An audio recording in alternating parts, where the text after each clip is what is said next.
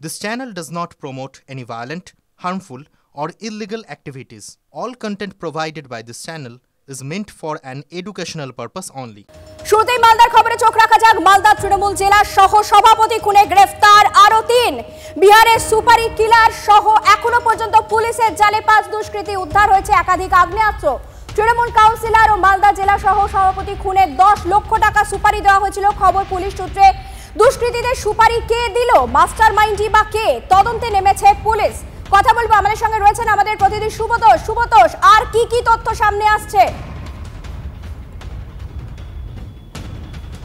দেখো, সবচেয়ে উল্লেখযোগ্য বিষয় যে আরও একজনকে যে গ্রেপ্তার করা হয়েছে, নাম হচ্ছে আব্দুল গনি। সে বিহারের বাসিন্দা এবং হরিশ্চন্দ্রপুর, মালদার হরিশ্চন্দ্রপুর থানার পুলিশ এর কাছে সেই খবর দেওয়া হয় এবং হরিশ্চন্দ্রপুর থানার পুলিশ এবং জেলা পুলিশ নিয়ে মিলিতভাবে সে গনিকে গ্রেপ্তার করেছে এবং তার সঙ্গে বিহারের যোগ রয়েছে। বিশেষ করে হরিশ্চন্দ্রপুর হয়ে কুমেদপুর, আহমেদাবাদ, এই যে চত্বর, এই যে এলাকা, এই এলাকার সঙ্গে তার যোগাযোগ ছিল এবং ওপার থেকে আর্মস আসার সম্ভাবনার খতিয়ে দেখা হচ্ছে।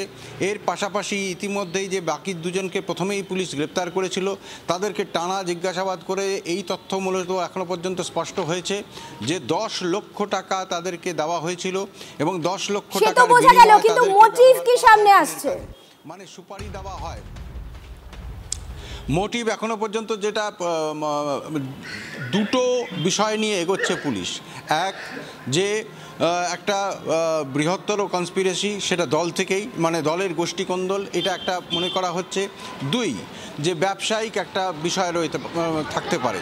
তবে প্রথম বিষয়টা নিয়ে কিন্তু সবচেয়ে বেশি তথ্য সামনে আসছে, কারণ শুধু পুলিশ নয়, দলের অন্দর থেকেই বিভিন্ন নেতারা বিভিন্ন সময় যা বক্তব্য দিচ্ছেন, তাতে এটা স্পষ্ট হয়ে যাচ্ছে কনস্পিরেসির বিষয়টা। কারণ প্রত্যেকটা নেতা বা নেত্রী আলাদা আলাদা করে সেই কনস্পিরেসির প্রসঙ্গে নিয়ে এসছেন। সবচেয়ে বড় বিষয়, খোদ দুলাল সরকারের যে স্ত্রী চৈতালি সরকার, তুমি সঙ্গে থাকো। চৈতালি সরকার কি বলছেন আপনাদের একবার শোনাবো। বলে কাউকে আমি বোঝাতে পারি না কত বড় কনস্পিরেসি হয়েছে এখানে। দীর্ঘদিন থেকে একটা মানুষকে এত হিউমিলিয়েট করা, এত করা, এখন লাভ নেই। কারো তো কিছু হলো না, ক্ষতিটা আমার আর আমার ছেলের হলো।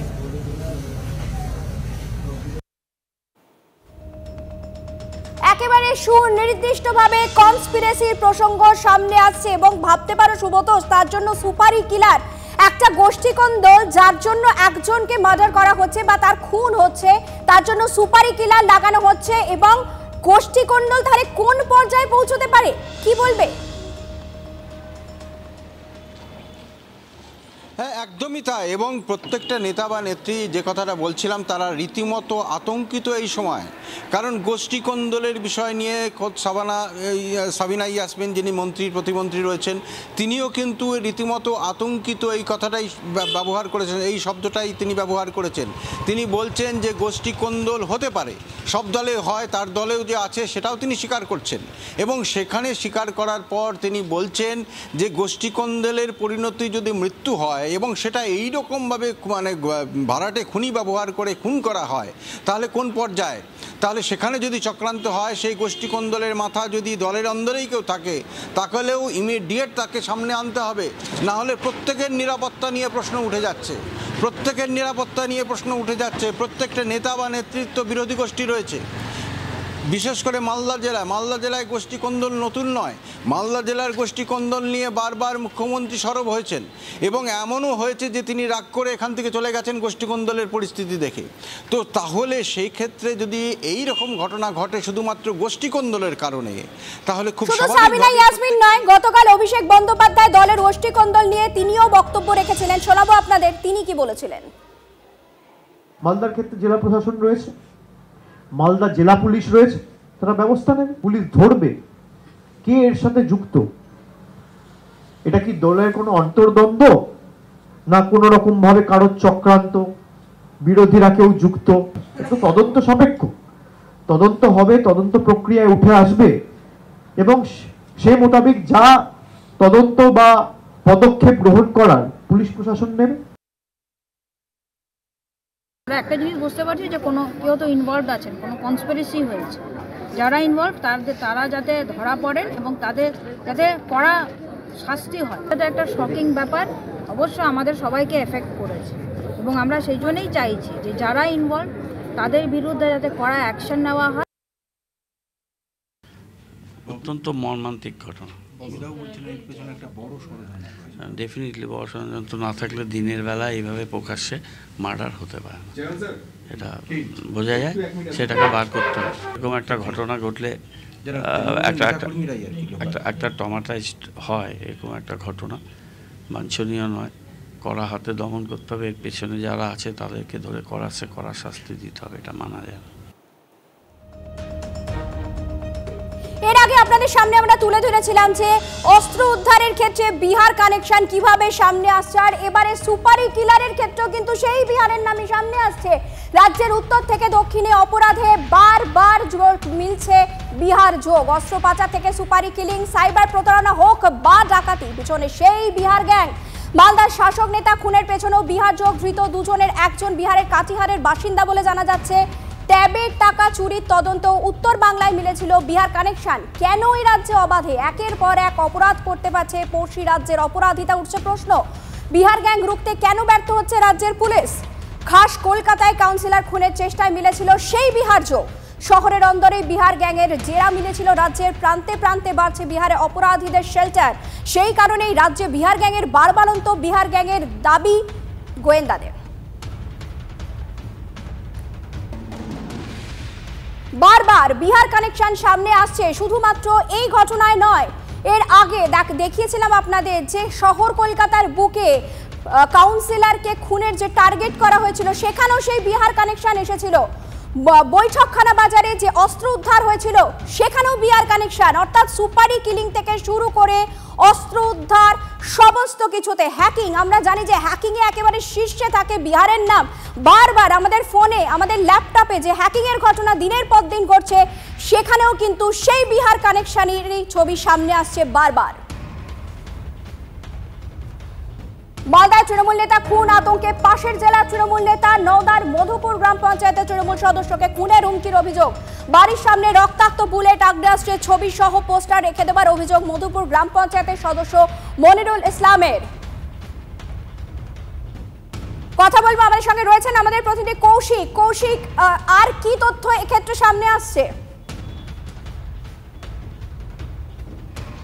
দেখো, এখনো পর্যন্ত যেটা জানা যাচ্ছে, গতকাল রাতের অন্ধকারে কেউ বা কারা এই পোস্টারগুলি ফেলে গেছে। সেখানে ফেলে গেছে যেমন গুলি, সেরকম ফেলে গেছে যে বিভিন্ন ঔষধপাতি, এবং সেখানে তিনি বাঁচবেন না, এমনকি তার মৃত্যুর পর কি অবস্থা হতে পারে সেই রকম একটা আগাম আভাস দিয়ে সেই রকম পর্যন্ত ছবি বানিয়েছে। এবং গুলি করা থেকে গুলি করার শেষ মৃত্যু পর্যন্ত কি ঘটতে পারে সেই রকম ছবি, এবং কোন এলাকায় করা হতে পারে এরকমও পর্যন্ত একটা নিশানা, এবং তার শেষ যাত্রায় যেটা ইসলামিক ভাষায় বলা হয় সেই সব লেখা পর্যন্ত লেখা রয়েছে। এবং সেখানে আরও আতঙ্ক বাড়ছে। তুমি যেমনটা বললে যে মালদায় তৃণমূল নেতা গোষ্ঠীদ্বন্দ্বের কারণে খুনের ঘটনা, তারপরে নওদায় এই ঘটনা, তার থেকে আরও একটা বড় বিষয়, পাশের গ্রামে জঙ্গি গ্রেপ্তারের মতো ঘটনা ঘটেছে। সেই জায়গা থেকে একটা আতঙ্ক বাড়ছে। এই তৃণমূল পঞ্চায়েত সদস্য যদিও এখনো থানায় লিখিত অভিযোগ করবেন বলে জানিয়েছেন, ঘটনাস্থলে তবে এখনো পর্যন্ত যে গোষ্ঠীদ্বন্দ্ব তিনি মানতে।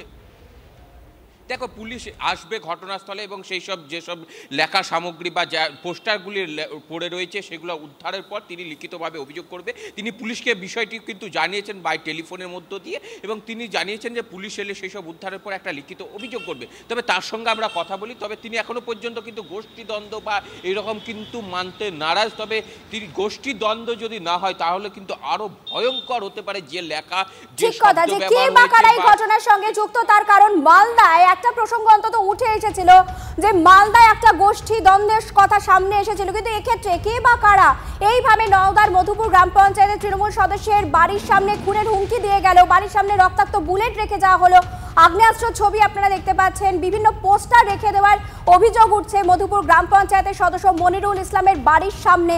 এবং মনিরুল ইসলাম যে কথা জানিয়েছেন যে তিনি এখনো পর্যন্ত লিখিত অভিযোগ দায়ের করেননি, লিখিত অভিযোগ দায়ের করবেন পরবর্তীতে, কিন্তু তার সঙ্গে কোনো গোষ্ঠীদ্বন্দ্ব কারুর ছিল না। তাহলে প্রশ্ন, কে বা কারা এই ঘটনা ঘটালো? তাকে নিতান্তই ভয় দেখানোর জন্য, নাকি এর পেছনে অন্য কোনো মোটিভ রয়েছে? তা তো সবাই বলবে। ফের মাথা মুড়িয়ে রাজপথে আন্দোলনে চাকরিজীবীরা, ওয়াই চ্যানেলে মাথা মুড়িয়ে প্রতিবাদে এসএলএসটি চাকরিজীবীরা। 7ই জানুয়ারি সুপ্রিম কোর্টে এসএলএসটি মামলা শুনানি রয়েছে। অযোগ্যদের থেকে যোগ্যদের আলাদা করে চাকরি ফেরানোর দাবি জানানো হচ্ছে। আজ বিকাশ ভবন অভিযানে এসএলএসটি শিক্ষক শিক্ষিকারা, সেই ছবি আপনারা দেখছেন। নিজেদের হারানো চাকরি ফিরে পাওয়ার দাবিতে গত 27শে ডিসেম্বর থেকে ধর্মতলার ওয়াই চ্যানেলে চলছে প্রতিবাদ আন্দোলন। আর সেই প্রতিবাদই আজ এমন একটা চরম পর্যায়ে পৌঁছলো যে শিক্ষক শিক্ষিকা তারা নিজেদের মস্তক মুন্ডন করে তাদের সেই প্রতিবাদ সামনে তুলে ধরার চেষ্টা করছে। হাইকোর্টে আমাদের যে প্যানেলটা বাতিল হয়েছে সেই প্যানেলে কিছু সংখ্যক দুর্নীতি ছিল। মাত্র 8% 9, 10 আর 14% 11, 12-এ দুর্নীতি হয়েছে। তো বাকি 92% আর 86% আমরা পুরোপুরি স্বচ্ছ ক্যান্ডিডেট, আমাদের মধ্যে কোনো দুর্নীতি নেই। তাও হাইকোর্টে আমাদের পুরো প্যানেলটাকে বাতিল করে দেওয়া হয়েছে, কারণ সেখানে আমাদের কোনো লয়ার ছিল না। ম্যাটারটা এখন সুপ্রিম কোর্টে চলছে। তো আমরা চাইছি এসএসসি এবং পর্ষদ উপযুক্ত মানের লয়ার নিয়োগ করে যথাযোগ্য সওয়াল করে আমাদের প্যানেলটাকে বাঁচান এবং স্বচ্ছ বৈধভাবে যারা নিয়োগ পেয়েছে তাদেরকে বাঁচান। মুখ্য সচিবের সঙ্গেও তারা দেখা করার জন্য ইতিমধ্যেই সময় পেয়েছেন এবং তারা যেটা চাইছেন যে পর্ষদ যাতে এই যোগ্য অযোগ্যদের আলাদা করে যারা যোগ্যভাবে চাকরি পেয়েছেন তাদের হারানো চাকরি ফিরিয়ে দেওয়ার ব্যবস্থা করে, সেই দাবিতে কিন্তু তারা সরব হচ্ছেন। ক্যামেরায় তুষার ঘটকের সঙ্গে সুপ্রিয় গুহ, TV9 বাংলা। মাথা মুড়িয়ে রাজপথে আন্দোলনের ছবি কিন্তু এই প্রথম নয়। এর আগে এক মহিলা চাকরি প্রার্থী ঠিক এইভাবেই মাথা মুড়িয়ে প্রতিবাদ জানিয়েছিলেন। আর আজ এসএলএসটি চাকরিজীবীরা ওয়াই চ্যানেলে মাথা মুড়িয়ে প্রতিবাদে সামিল হলেন।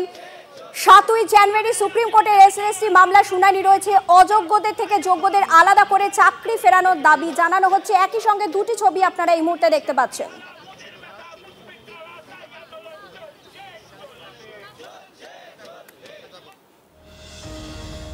সুজয় কৃষ্ণ ভদ্রের শারীরিক অবস্থা কেমন আছে সেদিকে একবার নজর রাখা যাক। কালীঘাটের কাকুর রোগ রহস্যের নতুন মোড়। কি হয়েছে সুজয় কৃষ্ণর জানতে চাইলেন বিচারক। পেসমেকারের ব্যাটারি নাকি কাজ করছে না, দাবি করছেন কাকুর আইনজীবী।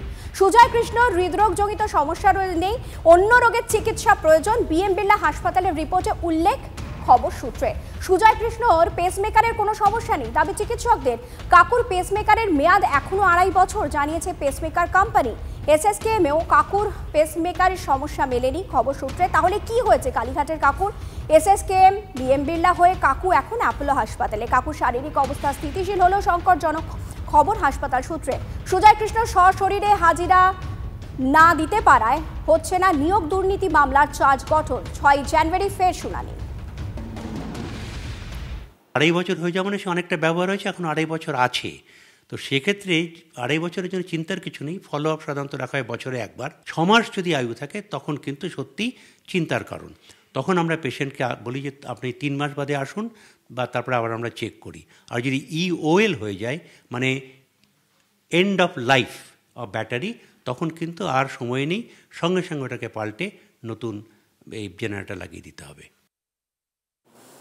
2026-এ হিন্দু সরকার মেদিনীপুরের কর্মসূচি থেকে হুঙ্কার দিলেন শুভেন্দু অধিকারী। মঞ্চ থেকে তিনি বলেন সব হিন্দুরা এক হচ্ছে, তো হিন্দু সরকার হবে 26-এ। সেই সঙ্গে নাম না করে মমতা বন্দ্যোপাধ্যায়কে নিশানা করে বিরোধী দলনেতা এও বলেন এত ভুল করেছেন, ইঞ্চিতে ইঞ্চিতে কিভাবে হিসেব করতে হয় তিনি জানেন। শুভেন্দুর মন্তব্যের পাল্টা দিয়েছেন কুণাল ঘোষ। এত ভুল করেছেন ইঞ্চিতে ইঞ্চিতে, কিভাবে হিসাব করতে হয় শুভেন্দু অধিকারী জানে। সব হিন্দু এক আছে তো, সব হিন্দু এক আছে তো। হিন্দু সরকার হবে 26-এ, হিন্দু সরকার হবে।